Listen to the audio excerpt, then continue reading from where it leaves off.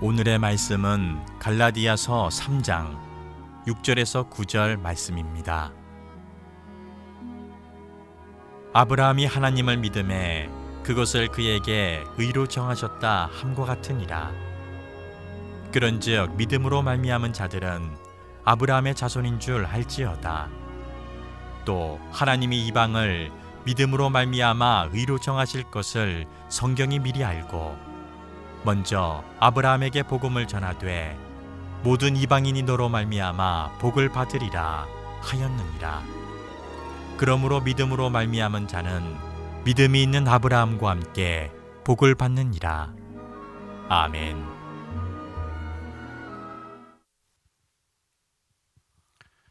7월 첫 번째 주일 예배 오신 여러분을 환영합니다.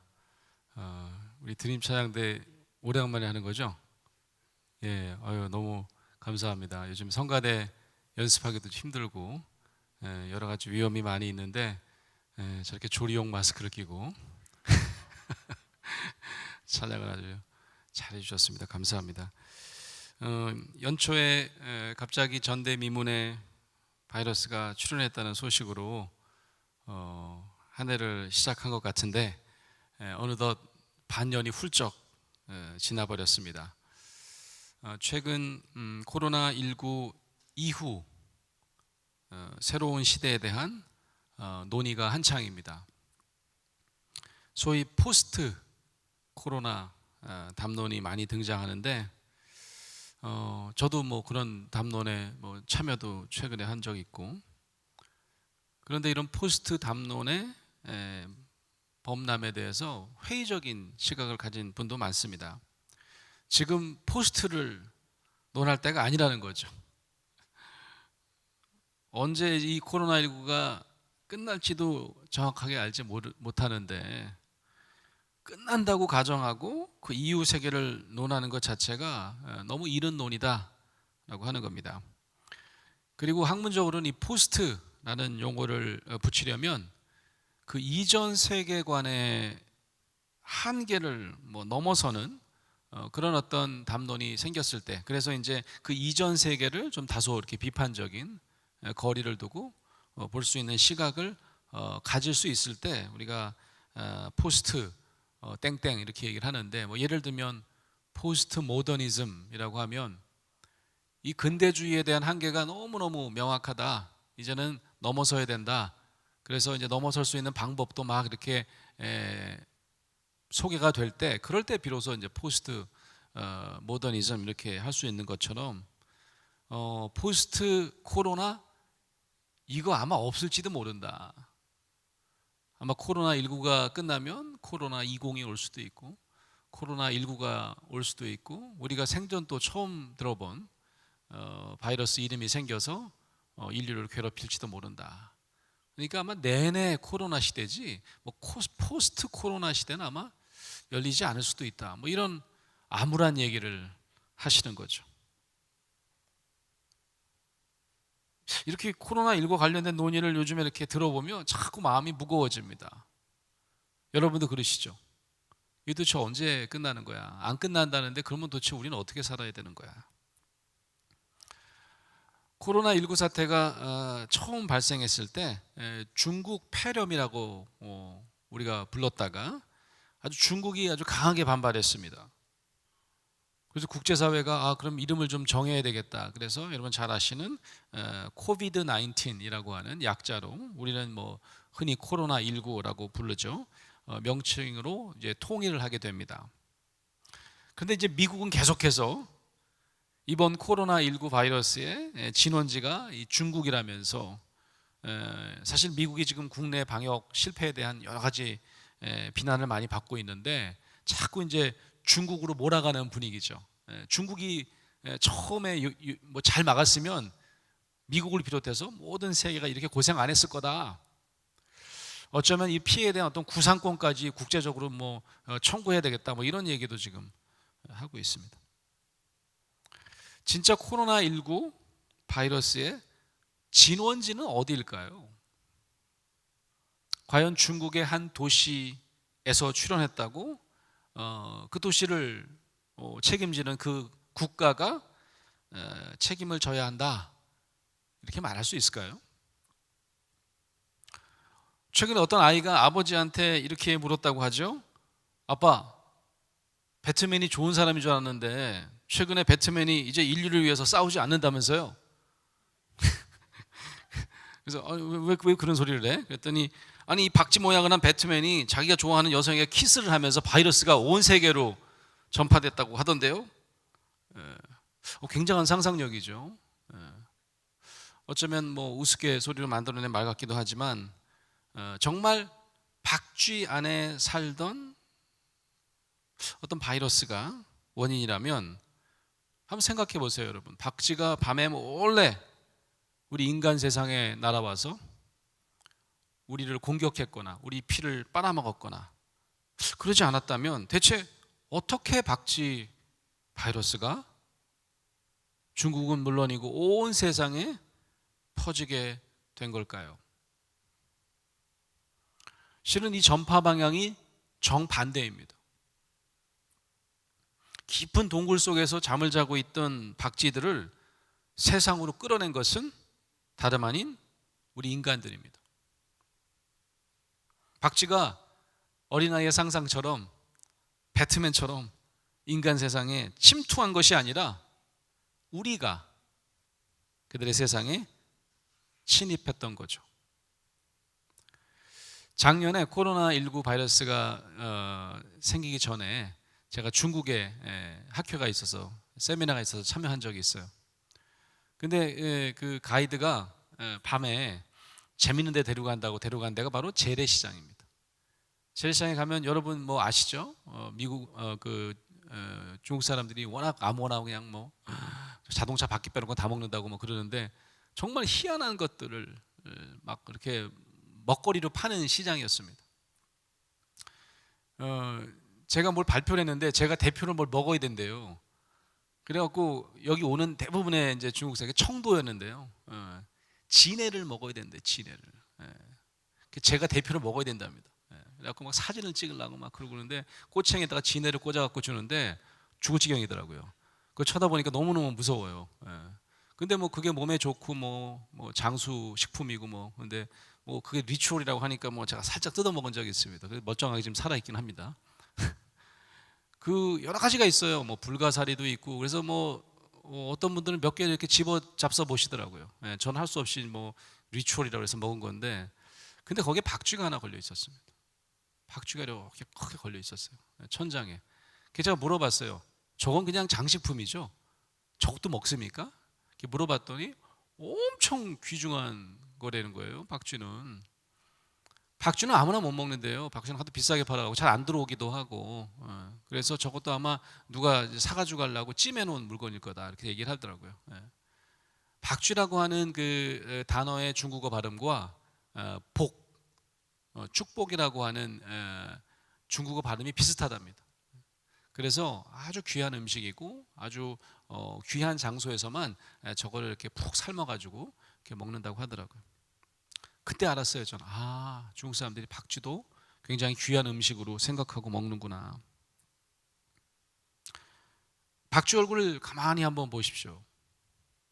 박쥐 얼굴이 살짝 인간의 모습을 담고 있어요. 사람 얼굴 같아요. 자세히 보면. 그래서 엄청난 육식 동물이거나 굉장히 직접 수준이 높은 그런 야행성 동물이라고 오해하는 경우가 많이 있습니다. 박쥐는 육식 동물이 아닙니다. 주식은 곤충이에요. 곤충. 아주 먹성이 엄청나게 좋답니다.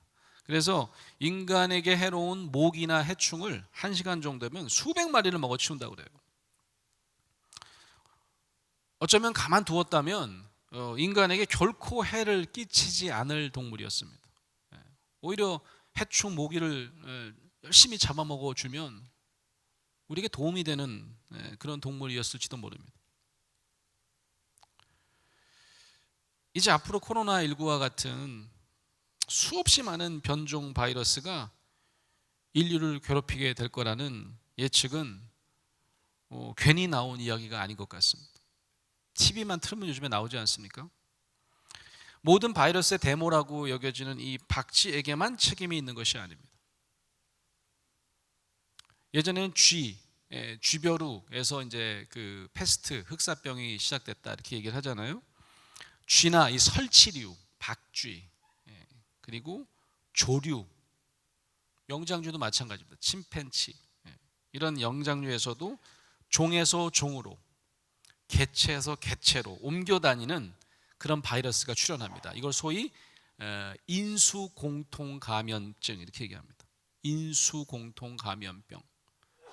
인간과 동물 사이를 왔다 갔다 하는 그런 바이러스가 생겨난 겁니다.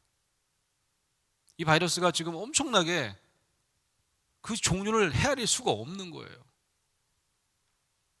예전에는요, 천연두나 소아마비 같은 그 인간에게만 침투하는 바이러스는 우리가 이미 백신 개발과 예방 접종으로 거의 박멸됐습니다. 그런데 이제 인간과 동물 모두에게 침투하는 이 바이러스는 그 종류를 헤아릴 수가 없다는 거예요. 동물의 숫자만큼, 그 동물의 안에 있는 바이러스의 숫자만큼 또 이게 변종을 일으키면 그게 기하급수적으로 늘어난다고 하는 거죠. 이 신종 바이러스를 그래서 이 모두 막을 수 있는 백신을 개발한다. 우리 살아생전에 이론상 불가능하다고 합니다. 불가능하대요. 혹자는 방법이 딱 하나 있대요. 그게 뭡니까? 제가 여쭤봤더니 지구상에 있는 모든 동물을 죽여야 된대요. 지구에서 퇴출하면 그러면 괜찮을 것 같대요. 동물이 무슨 죄가 있나요? 이 모든 죄는 실은 우리 인간에게 있습니다. 최근 다큐멘터리를 보니까 기가 막히더군요. 주로 농업에 치중했던 그 아프리카가 최근에 아주 엄청난 비즈니스를 만납니다. 가장 잘 되는 비즈니스를 소개하는데 바로 야생동물을 사냥해서 유럽이나 전 세계 고급 레스토랑에 비싼 값에 파는 거예요. 위생 상태 말로 할 수 없습니다. 야생동물을 죽이고 잘라서 토막내서 파는데 언뜻 보더라도 화면을 보더라도 온갖 파리, 모기 막 들끓고 그게 어디로 간다고요? 그게 유럽으로 가고 전 세계 고급 레스토랑으로 갑니다. 그 다큐멘터리를 보니까 코끼리 고기, 기린 고기, 어쩌면 TV에서나 볼 수 있는 그런 맹수 고기가 가장 비싼 값에 팔려나간다고 합니다. 왜 팔려나가는 겁니까? 먹는 사람이 있는 거죠. 사고자 하는 사람이 있는 겁니다.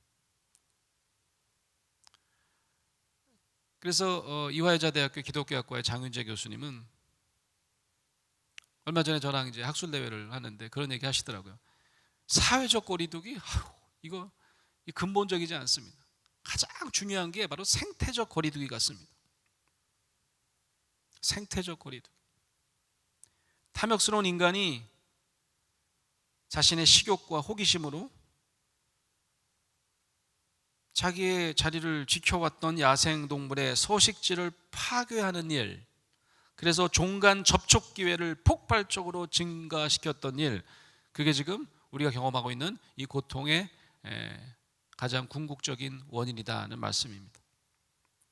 하나님께서는 인간뿐만 아니라 여러분 노아의 방주 기억하시죠? 우리와 함께 살라고 지으셨던 동물, 피조물에 대한 거리두기, 그런 존중과 배려가 지금 절실히 필요한 시점이라고 하는 거죠. 저는 이번 코로나19로 정말 아무렇지도 않게 제가 범한 죄를 돌아보게 되었습니다. 저는 고기를 참 좋아하는데요. 제 주위에 가까우신 분인데 채식주의자가 한 사람 생겼습니다. 가끔 친한 교수님끼리 밥을 먹어야 되는데 그분과 함께 밥을 먹으려면 이거 당최 식당 찾기가 어려워요. 고기를 안 드시겠대요. 처음부터 그런 분은 아니었는데 찾다가 결국은 뷔페 레스토랑에 가는 수밖에 없어요. 별로 가고 싶지 않은데 뷔페 레스토랑. 거기 가면 이제 샐러드 있으니까 샐러드 많이 드시고 아이스크림 드시고 그러라고 그러고, 우리는 저쪽 가서 고기 먹으면 되니까. 제가 너무 불편해가지고 아니 그냥 연세가 좀 있으신 분이에요. 그 레드밋은 드지 마시고 치킨을 먹으시면 어떠냐, 닭은 괜찮지 않냐, 그렇게 얘기했다가 엄청나게 혼났어요. 그분이 이러는 거예요. 매년 병든 닭을 100억 마리씩 소비하는 거 아니? 500만 마리의 가축을 살처분하는 우리나라의 식용산업이 바로 지구온난화의 주범이다. 그분은 그렇게 얘기했어요. 그분은 이렇게 얘기하시더라고요. 그동안 수십 년간 고기를 실컷 먹었으니까 이제 남은 세월이라도 자기라도 좀 먹지 않기로 했다면서 꼬시지 말라고 굳은 결심을 풀지 않으셨습니다. 저도 그땐 그랬어요. 그럼 저는 환갑까지 먹을게요. 저도 그 이후에 저도 어떻게 생각해 볼게요. 이번 코로나19 사태를 통해서 저는 저를 돌아보게 되었습니다. 당연히 식용이라고 여겼던 동물 요리를 배 터지게 먹는 것도 얼마나 큰 죄였는지 그전에는 알지 못했습니다. 틈만 나면 고기를 먹으려고 했고, 어디서 먹을까? 그러면 당연히 제일 순위는 한우였습니다. 코로나는 중국의 죄도 아니고 박쥐의 죄도 아닙니다. 바로 저의 죄로 인한 재난임을 깨닫게 되었습니다. 여러분, 저는 죄인입니다. 자꾸 마음이 무거워졌습니다. 그러나 성경은 우리 모두가 죄인인 동시에 의인이라고 선포합니다. 이거 뭐지?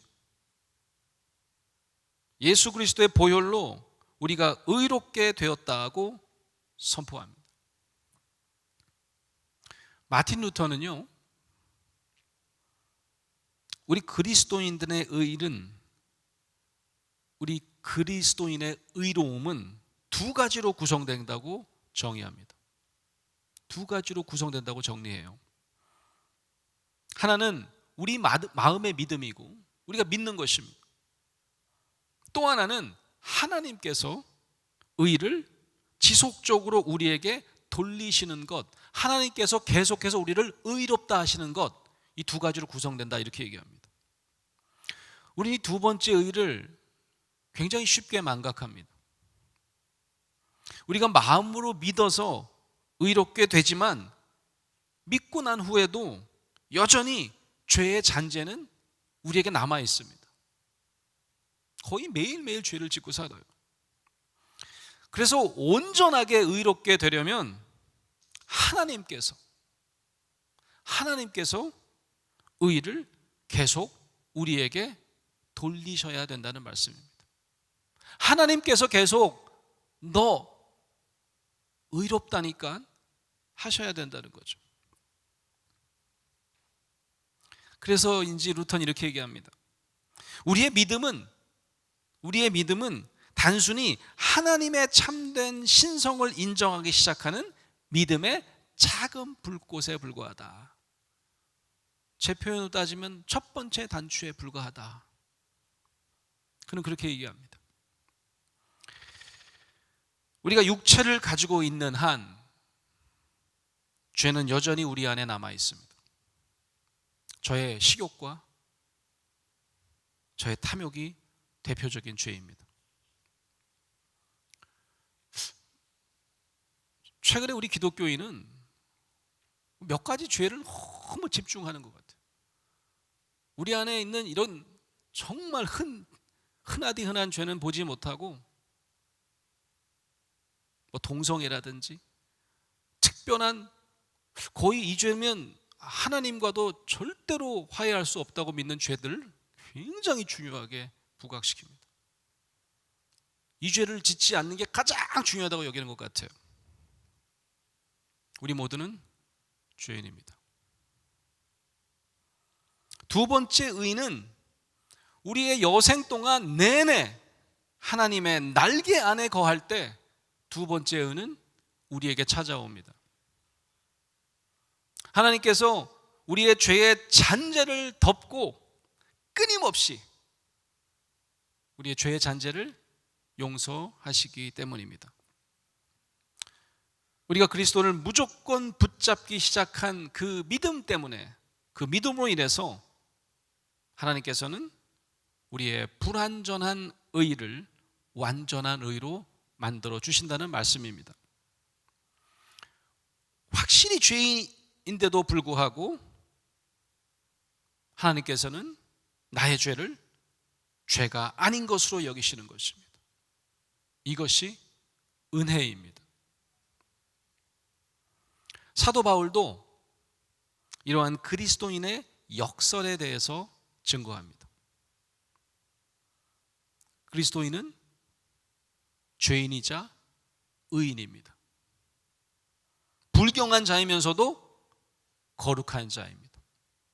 하나님의 원수이지만 하나님의 자녀입니다. 이게 어떻게 가능한 걸까요? 자신의 의가 아니라 하나님의 의를 얻는 참된 방법을 모르는 자는 이런 역설적인 대립관계를 도저히 인정할 수 없을 것입니다. 이해할 수 없을 거예요. 오늘 우리가 읽을 갈라디아서 3장을 주의하면서 루터는 죄 가운데 괴로워하는 교인에게 다음과 같이 위로하라고 말합니다.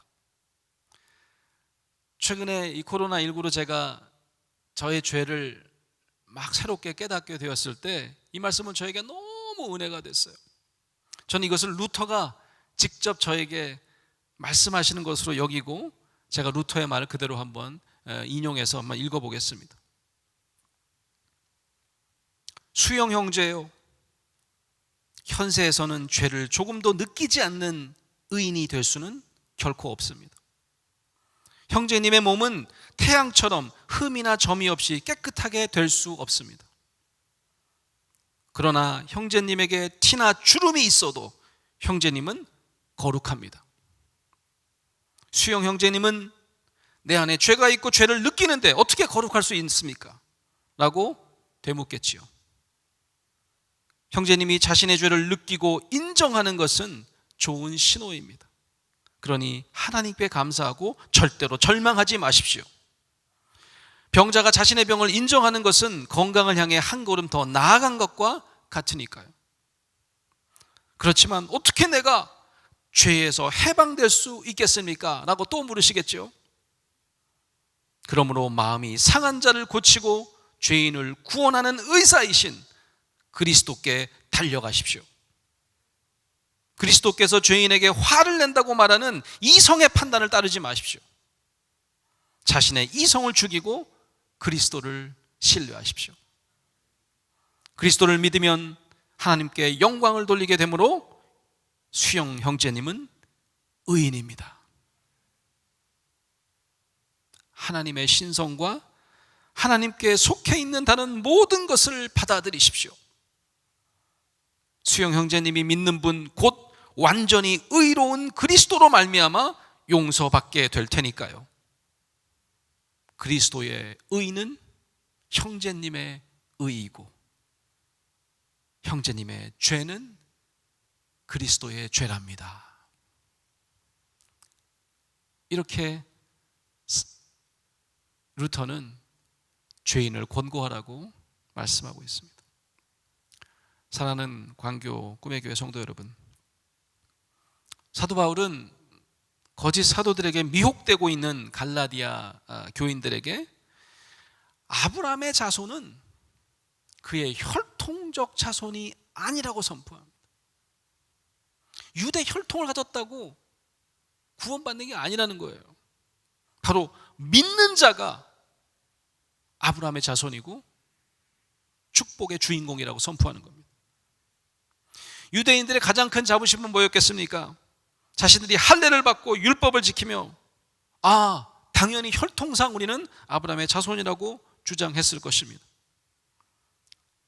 사도 바울은 아브라함이 훌륭한 덕망이나 거룩한 행동을 하였기에 의로운 사람으로 여겨진 것이 아니라는 점을 분명히 합니다. 그렇다면 하나님의 명령에 따라 여러분 잘 아시는 자신의 사랑하는 아들 이삭을 제물로 바치라고 하는 하나님의 명령을 따라 제물로 바쳤던 그 행동 때문일까요? 그것도 아닐 것입니다. 왜요? 그 이후로도 아브라함은 여전히 죄를 지었을 것이기 때문입니다. 아브라함이 믿음의 조상이 된 이유는 평생토록 그가 하나님의 신실하심을 무조건적으로 믿고 의지했기 때문입니다. 평생 오직 믿음으로 그는 의롭게 완성되어 갔던 것입니다. 그러므로 유대인이나 이방인이나 저나 여러분, 지구상의 모든 이들이 바로 믿음으로 말미암아 의롭다함을 입고 죄사함과 성령을 받을 수 있다고 오래전 바울은 갈라디아 교인들에게 목청껏 외치고 있는 것입니다. 오늘 본문 말씀은 분명히 증거합니다. 7절에 보면 그런즉 믿음으로 말미암은 자들은 아브라함의 자손인 줄 알지어다. 그 9절 말씀에 보니까 그러므로 믿음으로 말미암은 자는 믿음이 있는 아브라함과 함께 복을 받느니라. 여기서 믿음이란 뭘까요? 평생에 걸친 하나님에 대한 신뢰입니다. 유대인 혈통이 아니고요, 거룩한 행동이 아니고요, 율법을 준수하는 것이 아닙니다. 그것이 복받는 길이 아닙니다. 우린 갈라디아서에 선포된 그 믿음을 소유하고 있는지 한번 묵상해 보는 시간이 되었으면 좋겠습니다. 이 시간 갈라디아서 3장 전체를 드라마 바이블로 여러분과 저와 함께 묵상하시겠습니다. 어리석도다 갈라디아 사람들아, 예수 그리스도께서 십자가에 못 박히신 것이 너희 눈앞에 밝히 보이거늘 누가 너희를 꾀더냐? 내가 너희에게서 다만 이것을 알려 하노니 너희가 성령을 받은 것이 율법의 행위로냐 혹은 듣고 믿음으로냐? 너희가 이같이 어리석으냐? 성령으로 시작하였다가 이제는 육체로 마치겠느냐? 너희가 이같이 많은 괴로움을 헛되이 받았느냐? 과연 헛되냐? 너희에게 성령을 주시고 너희 가운데서 능력을 행하시는 이의 일이 율법의 행위에서냐 혹은 듣고 믿음에서냐? 아브라함이 하나님을 믿음에 그것을 그에게 의로 정하셨다 함과 같으니라. 그런즉 믿음으로 말미암은 자들은 아브라함의 자손인 줄 알지어다. 또 하나님이 이방을 믿음으로 말미암아 의로 정하실 것을 성경이 미리 알고 먼저 아브라함에게 복음을 전하되 모든 이방인이 너로 말미암아 복을 받으리라 하였느니라. 그러므로 믿음으로 말미암은 자는 믿음이 있는 아브라함과 함께 복을 받느니라. 무릇 율법 행위에 속한 자들은 저주 아래 있나니 기록된 바 누구든지 율법책에 기록된 대로 모든 일을 항상 행하지 아니하는 자는 저주 아래 있는 자라 하였습니다. 또 하나님 앞에서 아무도 율법으로 말미암아 의롭게 되지 못할 것이 분명하니 이는 의인은 믿음으로 살리라 하였습니다. 율법은 믿음에서 난 것이 아니니 율법을 행하는 자는 그 가운데서 살리라 하였느니라. 그리스도께서 우리를 위하여 저주를 받은 바 되사 율법의 저주에서 우리를 속량하셨으니 기록된 바 나무에 달린 자마다 저주 아래 있는 자라 하였습니다. 이는 그리스도 예수 안에서 아브라함의 복이 이방인에게 미치게 하고 또 우리로 하여금 믿음으로 말미암아 성령의 약속을 받게 하려 함이라. 형제들아, 내가 사람의 예대로 말하노니 사람의 언약이라도 정한 후에는 아무도 폐하거나 더하거나 하지 못하느니라. 이 약속들은 아브라함과 그 자손에게 말씀하신 것인데 여럿을 가리켜 그 자손들이라 하지 아니하시고 오직 한 사람을 가리켜 내 자손이라 하셨으니 곧 그리스도라. 내가 이것을 말하노니 하나님께서 미리 정하신 언약을 430년 후에 생긴 율법이 폐기하지 못하고 그 약속을 헛되게 하지 못하리라. 만일 그 유업이 율법에서 난 것이면 약속에서 난 것이 아니니라. 그러나 하나님이 약속으로 말미암아 아브라함에게 주신 것이라. 그런즉 율법은 무엇이냐? 범법함으로 더하여진 것이다. 천사들을 통하여 한 중보자의 손으로 베푸신 것인데 약속하신 자손이 오시기까지 있을 것이라.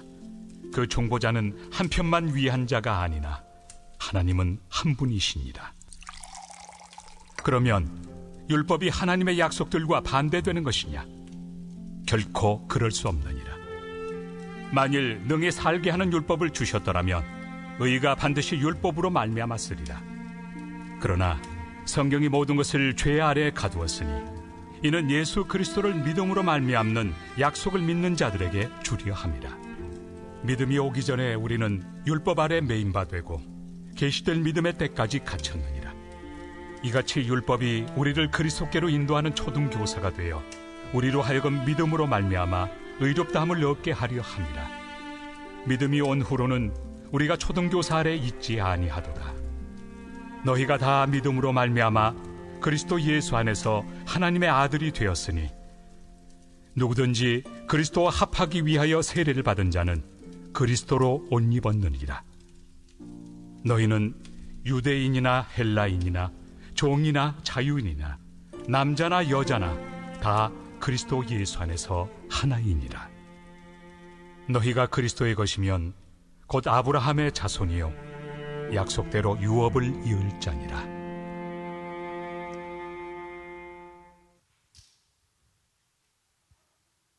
일상 중 우리도 모르게 하나님이 만드신 피조물을 침탈하면서 인간의 탐욕이 세상의 주인공으로 등극했습니다. 결국 우리는 우리의 죄값을 현재 인수공통 감염증으로 받고 있는지도 모르겠습니다. 이제 어쩌죠? 우리가 장차 무엇을 해야 할지, 또는 우리가 은혜와 죄사함을 받을 수 있는 행위가 무엇인지 따져 물을 필요가 전혀 없다고 사도 바울은 오늘 우리에게 증거합니다. 우리는 갈라디아서 3장 말씀을 통해서 복음 곧 그리스도께서 우리를 위하여 죽으셨다는 사실과 이것을 믿으면 그 믿음으로 우리가 우리 안에 있는 여전히 죄가, 그것도 지구 전체를 망가뜨려 온 큰 죄가 남아 있어도 여전히 의인으로 간주된다는 기쁜 소식을 듣습니다. 예수 그리스도께서는 믿음의 의를 요한복음에서 이렇게 규정합니다. 요한복음 16장 27절. 아버지께서 친히 너희를 사랑하심이라. 아버지께서 친히 너희를 사랑하심이라. 여러분 믿으십니까? 죄인이 온전한 의인으로 될 수 있는 까닭은 우리의 믿음으로 첫 단추를 끼웠지만 여전히 여죄 가운데 있는 우리를 하나님께서 친히 의롭다 하시기 위해 그리스도를 우리에게 중재자로 보내주셨기 때문입니다. 하나님은 자신의 본성을 부인하실 수 없습니다. 하나님은 선하시기 때문에 죄와 죄인을 미워하셔야 돼요. 그분은 선하시기 때문에. 그렇다면 이 신학적인 딜레마, 우리가 죄인이고 하나님의 진노를 받아 마땅하지만 동시에 아버지 하나님께서 우리를 사랑하신다는 사실을 어떻게 조화시킬 수 있을까요? 바로 중보자 예수 그리스도만이 이 둘을 조화시킬 수 있습니다. 그리스도는 하나님 아버지께서 우리를 사랑하시는 것이 우리가 사랑받을 자격이 있기 때문이 아니라, 우리가 죄를 짓지 않았기 때문이 아니라 아버지께서 친히 우리를 사랑하시고 우리가 아버지에게서 온 것을 우리가 믿었기 때문이라고 말씀하십니다. 사랑하는 성도 여러분, 여러분은 지금 죄인과 의인 사이 어디에 계십니까? 죄인과 의인 사이 여러분 어디 계셔요? 이렇게 얘기해야 될지 모르겠습니다. 죄인이지만 아직도 의인으로 가는 중? 변환 중? 뭐 이렇게 얘기하시겠죠? 틀렸어요. 그렇게 얘기하시면 안 됩니다. 하나님께서 싫어하실 죄를 매일매일 지을 수밖에 없는 죄인이지만 매일매일 의롭게 되는 길도 그리스도를 통하여 가능하기 때문에 여러분은 지금 죄인이지만 아직은 의인 아니라고 얘기해서는 안 되는 거죠. 그렇다면 죄인과 의인의 중간은 존재하지 않습니다. 참된 그리스도인은 죄인이자 동시에 의인으로 살아야 하기 때문입니다. 이 세상 사는 동안엔 경건하고 거룩해 보이는 자들도 죄를 지으면서 살게 됩니다. 바울은 때때로 죄 가운데 있는 교인들을 질책하는 것을 보게 됩니다. 갈라디아에서 그런 게 굉장히 많이 나오죠. 하지만 잘 보세요. 그 질책은 여전히 죄 가운데 있지만 그리스도인들이 하나님께서 그리스도를 통해 우리를 의롭게 하신다는 이 두 번째 의에 대한 확신이 없기 때문에 질책하고 계신 겁니다. 우린 죄인이어서 결코 정죄 받을 일이 없어진 그리스도인들입니다. 바울은 선포합니다. 이제 그리스도 예수 안에 있는 자에게는 결코 정죄함이 없느니라. 로마서 8장 1절 말씀입니다. 예수 그리스도 안에 있는 저와 여러분은 결코 정죄함이 없습니다.